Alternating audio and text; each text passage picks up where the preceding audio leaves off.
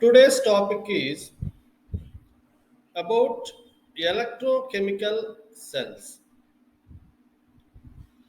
Among electrochemical cells, the most common example is galvanic cell. Galvanic cell is constructed by two electrodes, that is cathode. Here copper rod is dipped in copper sulfate solution, that is to be considered as cathodic half cell or reduction half cell. In reduction half cell, the reduction of Cu plus 2 ions into copper atoms takes place. Here, the electrode potential is plus 0.34 volts. Keep in mind, in an electrochemical cell or in an electrolytic cell, reduction takes place at cathode. Here the another half cell of galvanic cell is anode. Usually in galvanic cell, a zinc rod is dipped in zinc sulfate solution. This is to be considered as anodic half cell. And in anodic half cell, oxidation takes place. Zinc atoms, by losing two electrons and forms as a bipositive zinc ions. The electrode potential for this reaction is a negative value, that is minus 0.76 volts. Keep in mind, in electrochemical cell or electrolytic cell, oxidation always takes place at anode. This is schematic representation of a galvanic cell. Let us see. In the left side compartment, zinc rod is dipped in zinc sulfate solution, that is to be considered as zinc anode. In the right side compartment, copper rod dipped in copper sulfate solution. It is to be considered as cathode. See here, there is a U-shaped, means inversed U-shaped tube, which is called as salt bridge, provided by a porous plug. This allows only ions through itself.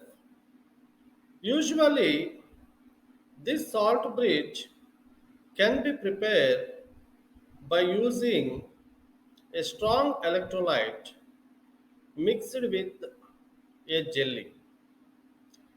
So, the function of a salt bridge is to complete the circuit as well as to avoid polarization of ions. And the anode and cathode is connected through a metallic wire, which is helpful in passage of electrons during the process. And the both half cells, that is anodic half cell and cathodic half cell, is connected to a battery. Usually, if you consider a galvanic cell constructed by using copper and zinc and corresponding solutions will have plus 1.1 volts as cell potential. Now let us see the processes takes place in an electrochemical cell. Galvanic cell as an example. See here, in this topic, previously we know that zinc will give two electrons, copper will get two electrons. Here let us see in left side compartment what is happening. Zinc atoms present in zinc rod by giving two electrons converting into Zn plus 2 ions. These ions dissolved into the solution. So, in one sentence, we can say that zinc dissolves during the process. Here, let us see what is happening in right side compartment. In right side compartment, Cu plus 2 ions present in the solution by getting two electrons and converting into atoms and get deposited on the surface of copper electrode. Let us see when we construct a galvanic cell by taking zinc as anode and copper as cathode, zinc get dissolves during the process and copper get deposited on the surface of cathode means copper rod. So during this process, zinc get oxidizing and copper get reducing. The overall electrode potential is 1.10. Standard cell notation or line notation of electrochemical cell. Let us see here the conventions. Anode always should be on left side. Means anode anode solution separated by an oblique is to be keep on left during line notation of a galvanic cell. After that, on the right side, cathode solution, cathode separated by oblique is to be indicated. Between these two half cells, there should be a two parallel lines which represent salt bridge present in the galvanic cell. Keep in mind the components present in the anodic half cell should be represented on left side and the components present in the cathodic half cell should be represented on right side. Both should be separated by salt bridge. Okay, so this is general notation for any electrochemical cell. For galvanic cell especially, the following is the notation. Here let us see zinc anode has represented on left side, Copper cathode represented on right side. Here the concentrations of the aqueous solutions also mentioned in the parenthesis.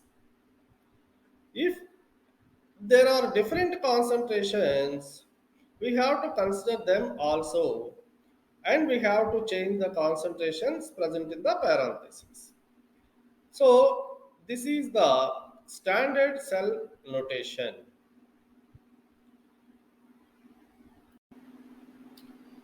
Cathodes and anodes. Cathode of an electrochemical cell is the electrode at which reduction occurs. Here let us see Cu plus 2 ions by getting 2 electrons converting into Cu atoms. Zn plus 2 ions by getting 2 electrons converting into Zn atoms. This is a reversible reaction. Ag plus ions by getting 1 electron converting into Ag atom. These three is to be considered as reduction reactions. Why these to be considered as reduction reactions means the oxidation state of every ion is reducing to zero. As you know that in pure form, an atom will have zero oxidation state. Here, the oxidation state of copper reducing to zero from 2. The oxidation state of zinc reducing to zero from 2. The oxidation state of silver reducing to 0 from 1. In all reactions, the oxidation state is reducing. So, these reactions is to be considered as reduction reactions. Anode of an electrochemical cell is the electrode at which oxidation takes place. Here, opposite to the above reactions, copper converting into Cu plus 2 ions, hydrogen converting into H plus ions by losing electrons. Here the oxidation state of copper increasing to 2 from 0.